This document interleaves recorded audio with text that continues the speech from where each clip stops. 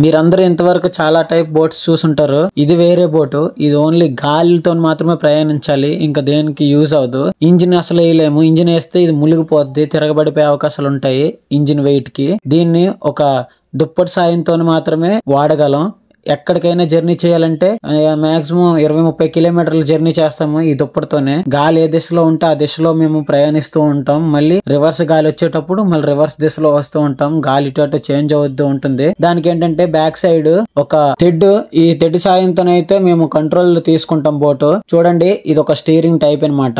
ఈ తెడ్డునే మేము కత్తా అని పిలుస్తాం. ఇక్కడ నుండి నేను వీడియోలో కత్తా అని పిలుస్తాను. ఈ రోజు మాత్రం ఎండ దూలగా ఉంది. రాత్రి మేము 3 గంటలకు సముద్రంలోకి వెళ్ళేటప్పుడు అలలు మమ్మల్ని చూసి బాగా గర్జించాయి. అయినా నేను నవ్వాను, ఎందుకంటే నాకు అలవాటు అయిపోయింది. ఈ పని ఇదంతా కూడా ఎప్పుడో చిన్నప్పటి నుండే మొదలు పెట్టాం. ఈ జుజుబి ఆటలన్నీ చిన్నప్పటి నుండే ఆడిస్తాం. ఇంక ఇప్పుడేం భయపడతాం. ఎగసి పడుతున్న రాకశాలను చూస్తుంటే దానిలా నేనెందుకు దూకలేనని అనిపిస్తుంది. ప్రతి వేటగాడికి నిరూపించుకునే రోజు ఒకటి వస్తుంది. I'm waiting for that day. Okay, ఇది నా సముద్రం, ఇది నా పోరాటం, ఇదే నా దారి. Catch you the next fight with the she.